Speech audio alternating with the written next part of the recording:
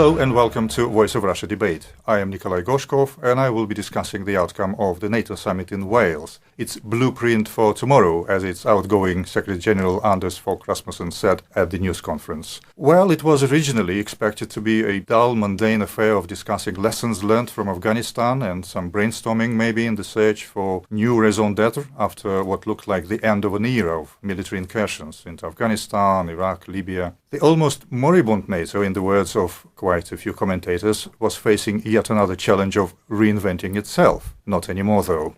One might suggest that if there was no Ukraine crisis, it should have been invented. Or was it?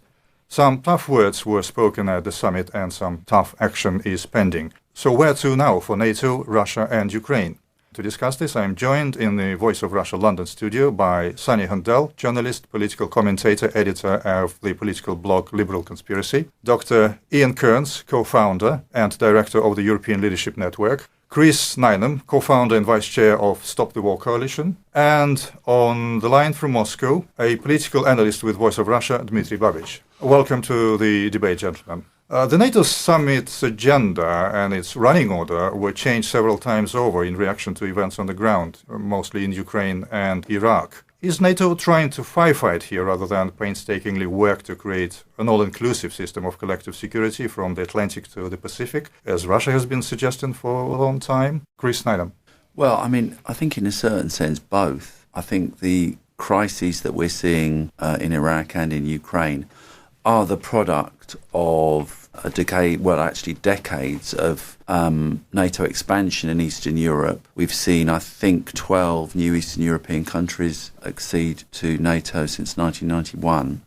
And I think that's the background to the situation in Ukraine. Clearly, the background to what's happened in Iraq is the occupation, primarily, fundamentally, the invasion and occupation of 2003 onwards. So the more aggressive foreign policies that have been pursued by NATO and its leading member countries particularly have created the crises. But now you very much have the feeling that the leadership doesn't know how to deal with them. It doesn't have any solutions apart from almost reluctantly more of the same. We're talking about growing pressure to escalate the bombing in Iraq and increased sanctions against Russia, but a kind of gradual drawing in of more forces into the theatre in Eastern Europe. So you kind of feel they don't really know how to respond to the mayhem that their policies over the last 2 or 3 decades have caused. Well, we heard, of course, a lot during the summit and before it that, thank goodness, NATO has expanded before the current crisis, because at least now a lot of countries feel more safe than they otherwise would have been had NATO not expanded.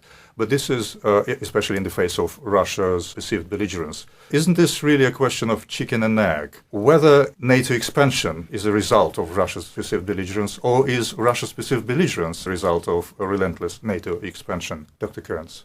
Well, I think that's a good question, because there were many analysts in the West, including very influential ones like George Kennan, who opposed the enlargement of NATO into Eastern Europe. And that wing of the debate wasn't able to win the argument, and NATO enlarged. You're right that if you go to many capitals in Eastern Europe, that their strong perception there is that they wanted to be inside NATO because they feared Russia. They feared what kind of actor Russia would become when the Soviet Union broke up. And they now, many of them, view what's happened as a justification of their original fears and are very pleased that they're inside NATO because they think it provides them with some kind of protection. And I think although one can be very critical of many things that Western leaders have done, I personally was very critical of the intervention in Iraq.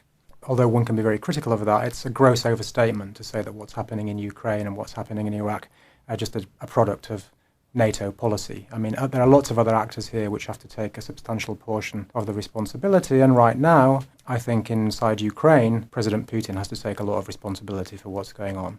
I think many analysts in Russia and President Putin and his advisors themselves have made a mistake with Ukraine. They feared that Ukraine would become part of NATO. And I think the reason why this is a mistake is that there is just no consensus inside NATO to offer membership to Ukraine or to Georgia for that matter. I've noted people already commenting today that Rasmussen's talked about some support for Georgia. The key decision that was taken by NATO in terms of enlargement this year was 2 months ago, And it basically made clear to the Georgians and to everybody else that nobody else was getting in from the Caucasus, Ukraine, or anybody else. And there's absolutely no chance of Ukraine being offered NATO membership, or Georgia being offered NATO membership for the next decade at least, and probably 2 decades. Dmitry Babich in Moscow, let's actually go to a Russian analyst here. Is not Russian reaction an overreaction, really? Well, first I would like to disagree what Ian Kearns just said. With all due respect, I didn't conclude from the statements from Mr. Rasmussen that NATO membership is not in view for Ukraine for such a long period. He basically just recently visited Kiev, and he said that if Ukraine gives up the legislation which makes it a non-bloc country, according to a certain Ukrainian law, Ukraine cannot be a member of a military bloc. So if Ukraine lifts that legislation, it can join NATO. And now that Ukraine, I will be calling a spade, now that Ukraine is no longer a democracy, that there is just one group of parties and one ideology ruling the country, unopposed, unlike it was during the last 23 years, it will be very easy to lift this law, because now the south and the east of the country are not represented in the new parliament. They will not be represented starting from October, and right now the parliament is completely, under the influence of the prime minister, the president, and the group that holds power. So it will be very easy to join NATO under such circumstances. For Georgia, it's the same situation. Mr. Rasmussen at the NATO summit has just said that they are preparing a package of documents.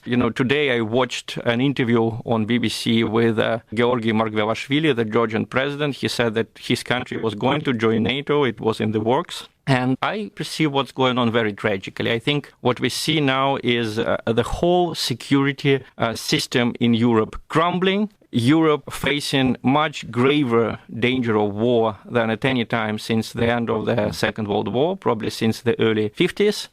And I also would like to say that with Syria and Iraq, I tend to agree with Chris Nineham, because, but, this Islamic State in Iraq and Syria, just recently it was battling President Assad. And obviously it profited from lots of aid that was provided to the anti-Assad opposition by the United States, by the European Union, by Saudi Arabia, by Qatar. At the time, we heard that there were no terrorists fighting against Mr. Assad, that it was just the Syrian media that called these people terrorists. This is a very usual quote that you heard from the Western media, that it's just the Syrian media who calls these people terrorists. This begs a question. What is the biggest threat to NATO countries' security right now? Some people would actually say that probably it's the homegrown jihadis who are returning or about to return, battle-hardened in Syria and Iraq, or about to return. I was about actually to ask Sunny Hundal. Well, I can tell you very briefly, I think the greatest danger to NATO is NATO itself, its own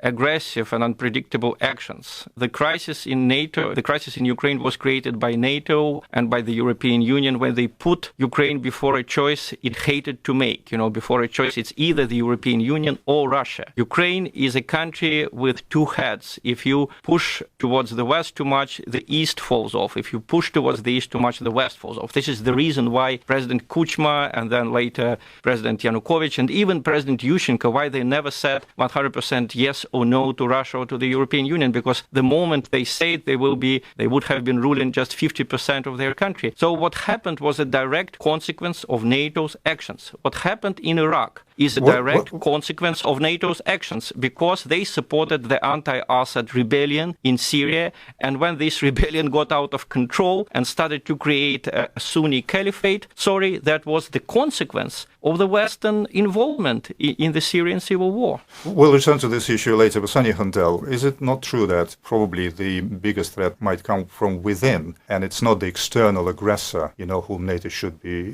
preparing to deal with, but rather internal, internal incompetence. Well, I doubt it. I mean, just to give you some figures, over 1,000 people have now been killed in the conflict, mostly Eastern Ukrainians in Europe over the last few months since Russian aggression into Eastern Ukraine.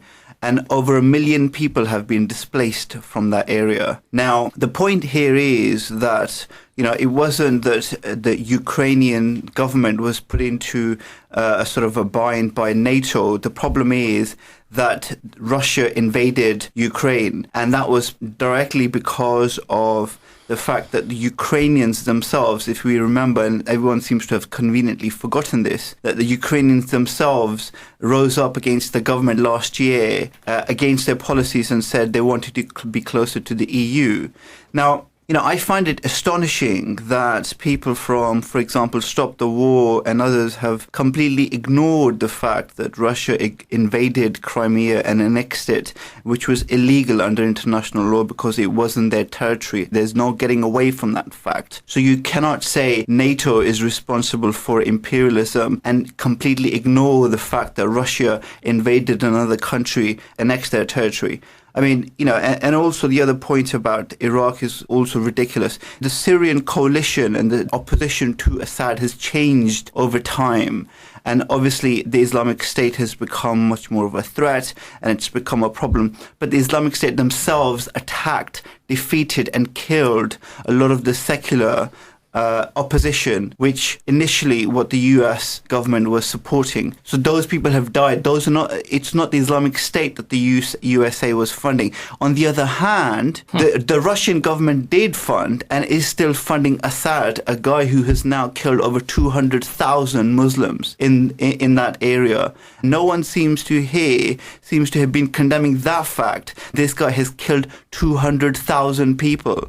So, if you're going to blame someone for aggression, then you have to blame Assad, and you have to ask who's funding that. If you want to blame someone for aggression in Ukraine, you have to ask why are 1 million people displaced and why 1,000 people in that area have lost their lives. And those people have not lost their lives because of NATO. They have lost their lives because troops came in from Russia and because they have started sort of fighting with militias, people from eastern Ukraine. I mean, this bizarre redrawing of history is funny, but it's just not the truth. Sunny, I'm afraid it's a little bit more complicated than that because Can I say a few words in response? Yeah. Just a second. We all want to do yes, that. I think the sequence of events, it's a long one, but it started with some violent clashes in Kiev. And Dmitry, like you said, Ukraine is not a homogeneous country, and people in the east of the country were really taken aback and afraid by what they saw happening in Kiev. They didn't want this to happen in but they their didn't parts ask of for the Russia world. to invade. Yeah, Yes, let me just Kearns. make a couple of points. I mean, first of all, let me unusually perhaps agree with some things that Dima Babic had to say. I agree with him about the gravity of the situation. I don't think this is a little local difficulty in Ukraine. I think we're on the verge of something potentially very serious indeed in terms of confrontation between Russia and the West, which could turn military, either intentionally or unintentionally. There are a number of moving parts here which could lead to unintentional escalation. I also agree, and I've said on Voice of Russia programs before, that the European Union, as opposed to NATO, made a fundamental mistake in some of its rhetoric with regard to Ukraine. Some Western leaders were talking about a civilizational choice for Ukraine, and I think it was a fundamental mistake, because Dima is right that Ukraine is a divided country, although it's not as divided as many in Russia like to portray, but it is a divided country, not only in terms of sentiment and politics and nationality, but also economically. It needs to face both ways. And if Ukraine is to have a future, a reasonable future with a reasonable economy, it has to do productive economic relations with Russia and with the West. And so some practical way of establishing that needs to be found. But again, not surprisingly, let me disagree with one other very important point that Dima made. I mean, and this is, I think, a mistake that Russian analysts and policymakers make time and time again. They mistake what is essentially a Western deceit, a deceit carried out with regard to its own publics, as some kind of geopolitical power play on the part of NATO. Let me explain what I mean. Western leaders like to sound tough.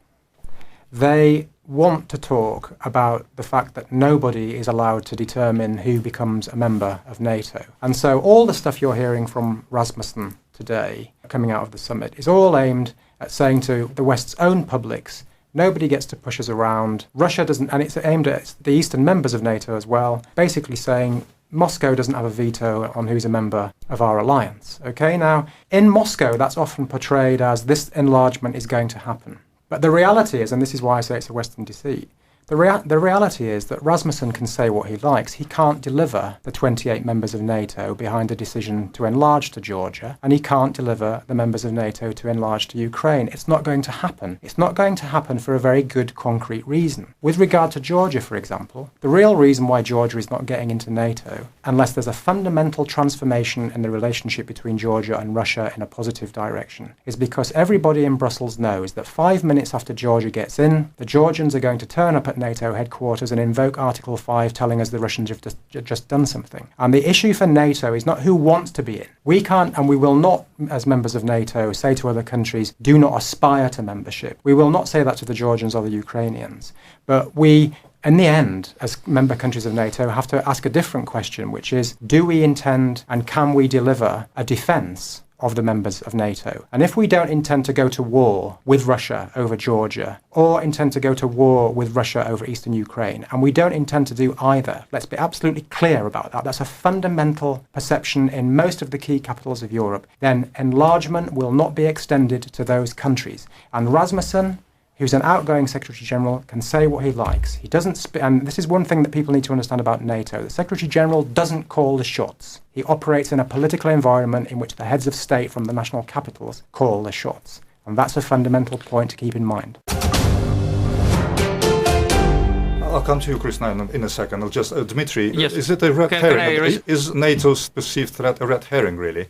Well, certainly it's not a red herring. And I appreciate what Ian Kearns has just said. I would like to believe it. I would like to believe that NATO Secretary General is not the same thing as Secretary General of the CPSU, you know, that his words are not going to have the same weight. But I'm very skeptical because we have seen how all 28 NATO member states aligned behind what Seni Hundal described as Ukrainian people raising against the dictator. And basically, I think these words are, untrue, because Yanukovych, bad as he might be, was legally elected in 2010. That election was recognized by the West. So it was quite clear that the West was very partial in that confrontation, which was very bloody in Kiev. There were several dozen people killed. And it was very interesting that when there were rumors that Yanukovych might be using live bullets, the whole NATO said that he would be under sanctions, he would be arrested if he goes abroad. And now that the new Ukrainian regime is using aviation, tanks, artillery, whatever you want, in the east of Ukraine, there is not a single word of reproach. All 28 because they're NATO trying to protect states, their own territory. That's why. I mean, yes, are you saying that?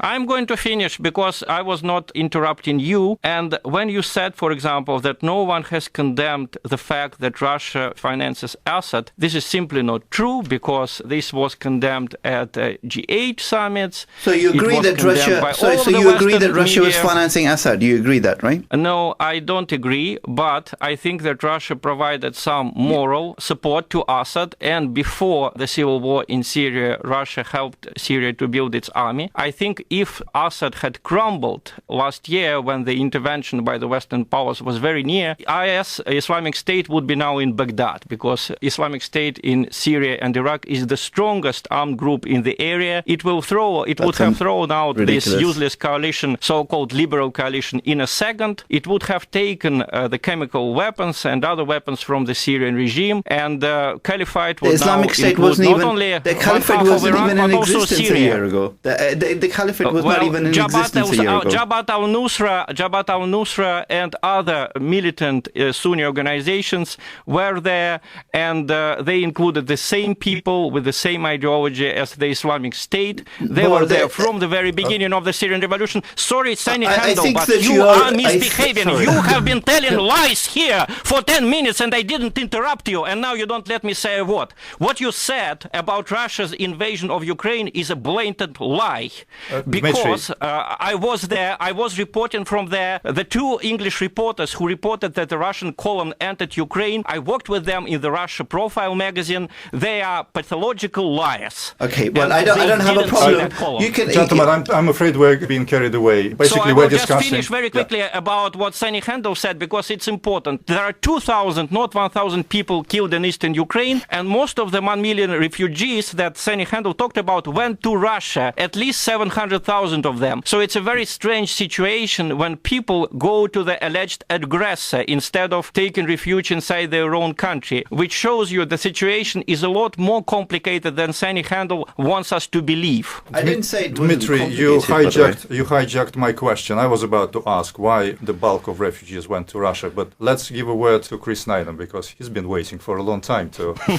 get in. I admire his patience. Just a couple of points, really. The first is that, I mean, I think you have to put yourself in the minds of people in Russia, and I must admit that Ian's kind of words of reassurance just seem to me to be completely unlikely to have any impact for a whole number of reasons. First, I mean, the West, including senior US officials, said back in the early 90s that the states previously in Soviet area of influence wouldn't be asked or wouldn't be allowed to join NATO. So these kind of assurances have no historical basis. Again, that's not true. And That's not true. it is true. But anyway. You're rewriting history. But what's happening? No, I'm not rewriting history. I'm talking about what's actually happened. But the reality on the ground is, since the 90s, a whole number of Eastern Europe countries have actually joined NATO. So it's not about rhetoric coming from NATO. It's about the physical reality. If you look at a map, what you have seen. Sorry. So what? Are you going to let me speak, Sonny, or not? No, but let's have a discussion. This is a discussion, right? I mean, everyone can have a half an hour. You're just interrupting me. No, well, don't. I want to finish. I thought we were having a discussion here. This is a discussion. This is a serious situation. Sure. No one's denying that this is a serious situation, but we're having a discussion here. Yeah, but it shouldn't be a shouting match because otherwise our listeners would... No, but you're interrupting me and you're not letting me speak. When we're all talking all together. I think we should all agree not to interrupt each other. Exactly. So this isn't about rhetoric from NATO. This is about reality on the ground. And the reality on the ground is that Western power has been extended towards the borders of Russia systematically over the last 25 years. And anyone who thinks that doesn't create a context which is going to threaten Russia is living in cloud cuckoo land, to be honest. And then, on top of that, you have to look at what's actually happened in the last months. And you have seen a government that was essentially a pro-Russian government that has been destabilised partly by protests internally, but has also been replaced by a government that was, as we know from leaked phone calls, was partly hand-picked by US diplomats whose discussions about who exactly should be in and out of the Ukrainian government were broadcast, so no one can deny that's a fact. On top of that, you have a massively increased amount of Western military presence in the region, including this summer scheduled war games being conducted by Britain, by US, by other NATO countries, actually in Ukraine. This was what was scheduled. So, I mean, the idea that isn't going to create a crisis inside Russia, the idea that isn't going to create a situation of massive tension is just absurd, leaving aside the impact that it had on internal politics within Ukraine. That's point one. Point two, more briefly, is Sunny didn't mention the fact in his discussion about the causes of the current crisis in Iraq that since 2003 there was an invasion by NATO countries, by the leadership of NATO, which actually led to the death of, as we know, probably about 500,000 people, but more importantly, led to the destruction of civil society, the breakup of the infrastructure, led directly to, for the first time really in Iraqi history, massive tensions on the ground between Sunni and Shia, and a huge increase of sectarianism. Now, not to even mention that in your discussion of the situation now shows a complete lack of any serious analysis. I mean, whether or not you see it as opposed to the Iran-Iraq war between two countries, which was all about sectarian violence. Did we just agree not to interrupt each other? I mean, come on, you're rewriting history and you expect no one to contradict you. That's ridiculous. I expect no one to interrupt me, please. Okay, you've had about half an hour to talk. Can someone else step in? No, I'm going to finish my point. If you could finish it briefly, because I'm come on. Okay, what I'm saying is that you can't discount the impact. I'm not saying it's the only factor. Clearly, that would be absurd. But the idea that we can discount the whole history of the recent occupation of Iraq by the Western powers in understanding how that country is fragmented and fallen apart is completely ridiculous. It has to be seen as a central element in any discussion, and therefore the idea of repeating the same, doing more of the same, bombing Iraq again, is an absurdity. Let's just make it. Come on, I've been patient for quite a while. These are really brief points. Sure, go on. Just factually, let's get a few things straight. NATO didn't do anything in Iraq. Individual countries did. NATO did nothing. And this is a discussion about the NATO summit. And NATO is not doing anything now in relation to Iraq. The Americans are the only power carrying out airstrikes. There's no other NATO power that's yet taken that decision. There's no other NATO power that's taken that decision to do so, and there may be one or two out of the 28, but the rest will not. Secondly, it's just factually incorrect to say that the West promised that there'd be no NATO enlargement. That's just not true. What the Western powers promised would be that there'd be no permanent stationing of NATO forces in the eastern part of Europe, and that was a commitment made at the time. It's a commitment that will be has been honoured at least up to this point, but no promises were made about membership. Some difficult things happened in Kiev. I think there's some very important history to be written about what happened with the fall of the Yanukovych regime. I think we're all speculating about what really happened during that period. Yes, there were unfortunate statements made by American leaders that gave the impression that they were trying to engineer an outcome in Kiev, and maybe they were. But all of that said, I come back to the very first point I made. Other people have got responsibility here as well. And it may well be right that the American leadership were trying to engineer who would govern Ukraine. In Moscow, a decision was still taken to invade another territorially independent and sovereign state. Yes. And an invasion did take place in Crimea. And I'm sorry, Dima, your experience, I'm sure you report faithfully and sincerely. But I am telling you now, it is a factual truth. Russian military units and armoured columns are in eastern Ukraine. I've seen the proof myself in Luhansk in the last few days. There are Russian armoured columns there. And Russian military units are not just there handing over weapons to eastern rebels, they are fighting as integrated units. And that's precisely why the conditions on the battlefield have changed in recent days. And that's precisely why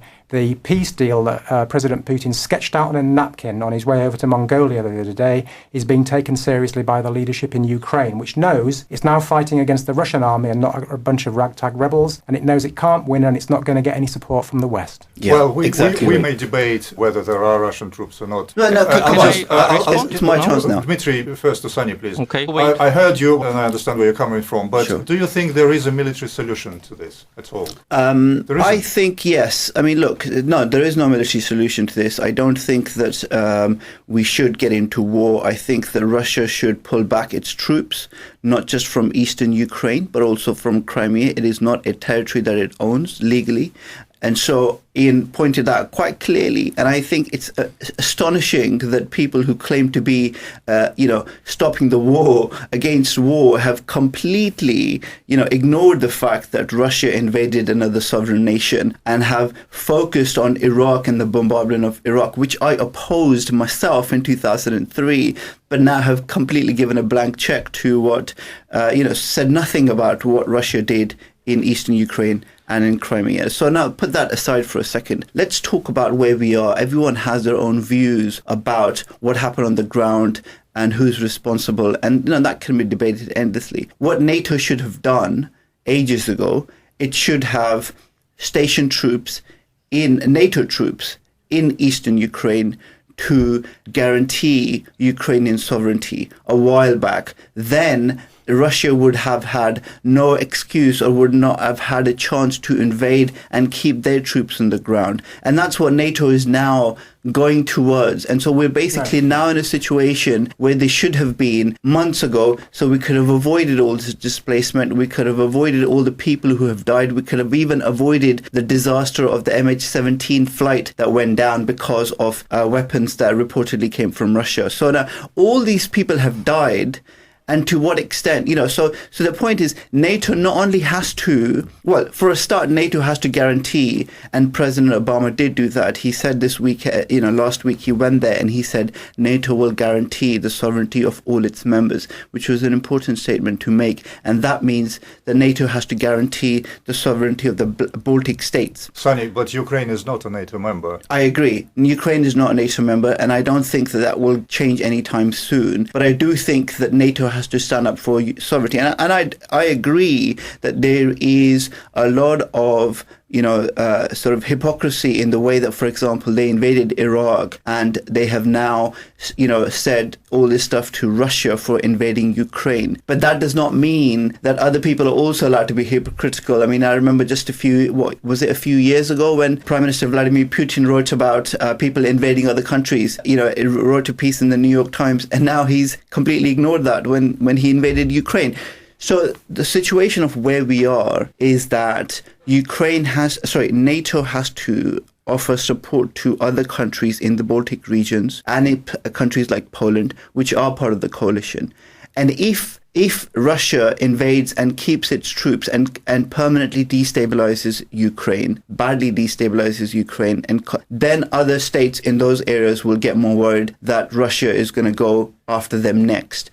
And NATO has to guarantee their sovereignty. So it has to put troops there anyway, because that is the reality of where we are now. So unless Russia pulls back its troops and Russia guarantees the sovereignty of Ukraine and stabilizes that region for a second, we are only going to get into more escalation, and we're only getting closer to war here. So the first step has to be taken by Russia. Russia cannot say, sorry, NATO is not allowed to have troops here, so we will carry on doing what we want to do. No, because those countries which are NATO countries in those areas are going to be worried about what Russia is doing and is going to say NATO has to guarantee our security because it's their right to do that. And so they will say, please, NATO, can you put some troops here? And that's exactly what's happened. So the first step has to be taken by Russia. It cannot keep its troops in the tens of thousands in eastern Ukraine while claiming that they pose no threat, while claiming that there is no threat to anyone else. There are tens of thousands of troops. There are pictures taken of these people. There are convoys of people coming in. Sonny, we can be debating the numbers sure, fine. We can debate the numbers. That's fine. We can debate the numbers. I don't have a problem with that. And Dmitry himself can accuse anyone of lies. And, there's all sorts of stuff going on. But the fact of the matter is that NATO is not going to withdraw its troops from that region while the sovereignty of other NATO members in that region feels threatened. And they do feel threatened by Russian aggression because they've been invaded by Russia in the past. So they will say that. And the first step to de-escalation has to be taken by Russia. Dmitry, do you believe that Russia may be harboring any ill intentions towards member states of NATO because of Article 5, if anything else? No, I don't think so. But before answering, can I just ask a couple of quick questions to Ian Kearns? Well, Ian, you just said that NATO was not involved in the invasion of Iraq. Do you agree that NATO was involved in the regime change in Libya? Yes, of course, NATO was involved in military action in Libya. Okay, fine. That's what I wanted to hear. Now, do you agree? I will be very quick. Your point being what, Dima? I'm asking you what the point you think you've established. I said quick question, quick answer. The second question is, do you agree with Senator McCain, who just said in an interview to CBS that Libya is a failed state paralyzed by a civil war now? I think that Libya is a complete basket case, and I don't think Western intervention there produced anything like the result that people in the West thought it would produce. However, for what it's worth, I think for what it's worth, I think Western intervention did stop a pretty awful slaughter in Benghazi. And one of the things that people who, in the world who go around, blaming everything on the West always amaze me by is they must think that this is a Garden of Eden if only the West would stop screwing it up. I mean, seriously, there have been occasions when Western power has been used. It doesn't always produce the effects that people like. Often, the reason for its use is not some kind of geopolitical motivation, but an attempt to prevent a humanitarian catastrophe. I think that was the motivation in Libya. I think the ultimate outcome has been bad. Yes, very, very good motivation, yes. So, unfortunately, what was the Russian motivation in Chechnya when Russian troops used all of the same tanks, air power and artillery that you're saying the Ukrainians using in Ukraine? It's just amazing how liberal people are very intolerant, not only of other people's views, but also even of other people's questions. I don't think I can be accused of intolerance of you, Dima. My question was so short, just 10 seconds, and your answer was so long. That just brings me to the question that Nikolai has just asked. No, I don't think that Russia harbors any aggressive intent towards any NATO members. The case in Ukraine and in eastern Ukraine in particular is very, very special. And to compare it with the American invasion of Iraq is, I think is just absurd, because I think anyone with distant knowledge of geography knows that there is more similarity between Russians and people people who live in the east of Ukraine than between Americans and the British and the people who live in Iraq. Dima, can I ask you a short question? Just a short question. It's impossible to speak. No, but just a very short question, Dima. Just a very short question. Okay, ask me your short question. Does that justify what Russia did? The fact that it's nearer to the Russian border and that some Russians live there? Is that the justification for a Russian invasion? I was on the border.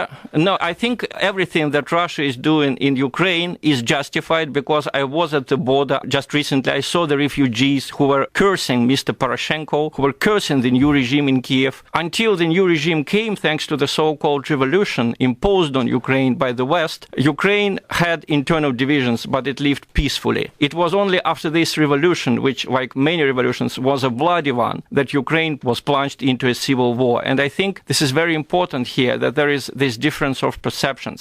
It was a short question, Dima. Thanks for the long answer. Okay, Russia thinks that what's going on in Ukraine is a civil war. The Western media keeps saying that this is a Russian invasion. And this is simply not true, because if indeed Russia had tens of thousands of troops in eastern Ukraine, as Sunny is saying, then there would be not 10 people taken prisoner by the Ukrainian forces, but there would be hundreds of prisoners and hundreds of defectors. The war in Georgia, which was much shorter and much less cruel, there were about 10 Russian defectors who spoke to television in Tbilisi. This was not the case in Ukraine, and this makes all of these claims about Russian involvement very, very, very doubtful. Talking about what Sunny just said, that NATO should station its troops in Ukraine and should have stationed them in eastern Ukraine, I think it's a very good justification for what Putin did in Crimea, because the main motivation behind Russia's decision to take Crimea was that if Russia hadn't done it, there would have been NATO bases there in a year, maybe in 2 years.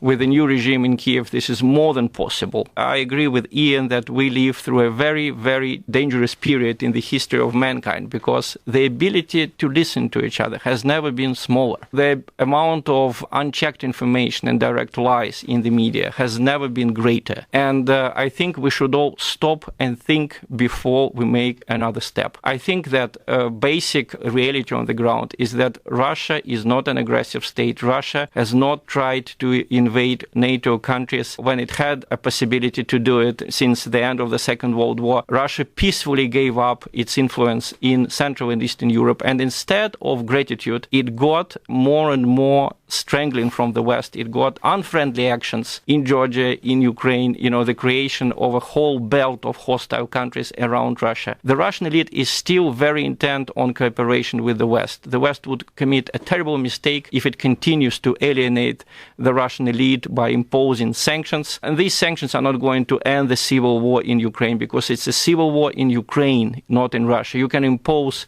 tens of sanctions on Russia. This will not end the war in another country.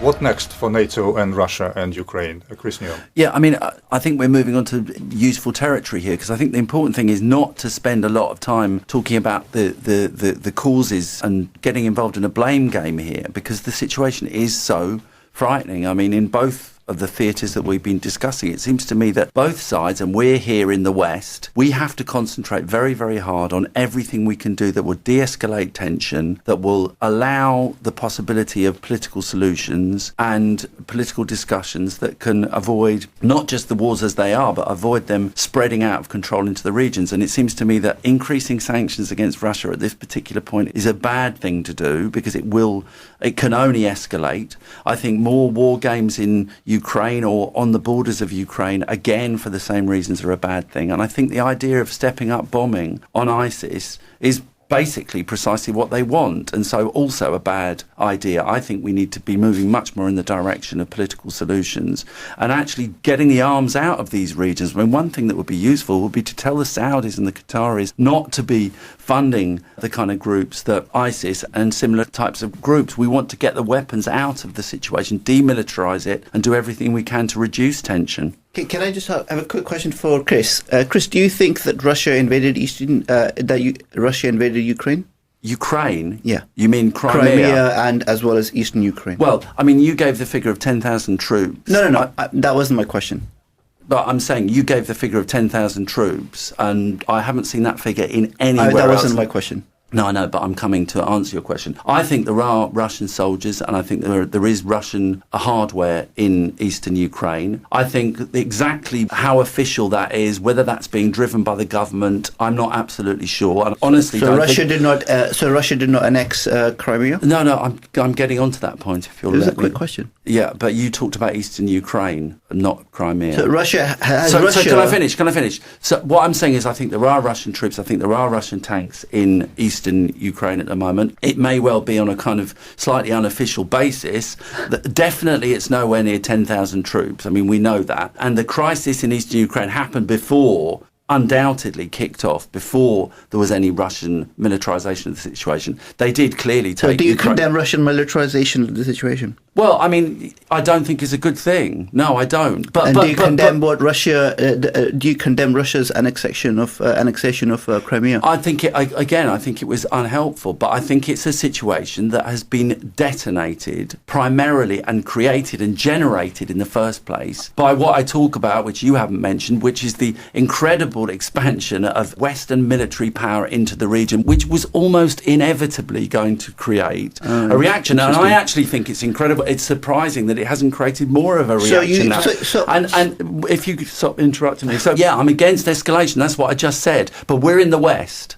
And what we need to do, because we're in the West, we need to talk about what the West should and shouldn't do primarily. And for me, why not? I mean, why not condemn what Russia is doing? I just did. We're running out of time. Okay, We've discussed this at length, I think. In terms of where we're going to go next, I would just like to say there are some important conversations taking place in Minsk today. I think the peace plan that President Putin outlined can be the basis of some move forward with a couple of additions. I think all Russian, not just Ukrainian heavy artillery and so on, has to be moved out of eastern Ukraine, but all of the Russian military and all of its hardware, the armoured columns and all the rest, all needs to be gone. That needs to be internationally monitored, all of it, the Ukrainian and Russian side, and the border has to be put under international control, I think, by OSCE observers and others to make sure that that is secure. And then I think you might have the basis for at least a space, a pause in which people inside Ukraine can have a political conversation about what kind of long-term settlement there might be. And I think on the point of exercises, finally, I don't think all of these exercises are welcome or useful. I think personally myself that applies to some of the exercises that involve NATO countries, although they're in a very small scale involving about 1,500 troops in the far west of Ukraine. And of course, I will just end on this point, and I know some won't like it, but they don't compare in anything like the scale of the genuinely quite massive, tens of thousands of troops scale of Russian military exercises which have been taking place close to Ukraine and elsewhere. And a number of different exercises, and everybody knows they're on Russian territory. Everybody knows that they're there to politically intimidate people in Eastern Europe. Russia. It's not Oh, so you're okay with Russian aggression on the border, but you're not okay. But you're against.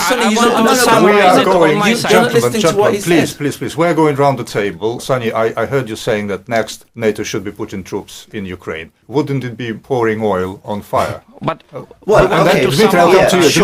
I agree. I mean, I don't think that NATO. I think NATO troops in Ukraine would escalate the situation. Well, that's what's happening. Yeah, right. But the Ukrainian sovereignty cannot be guaranteed unless Russian troops come back from the border and Russian troops come out of Eastern Europe. So Russia, unless it takes the first steps, does not de-escalate the situation. And unless Russia does that, we are not going to reach anywhere near a peace deal.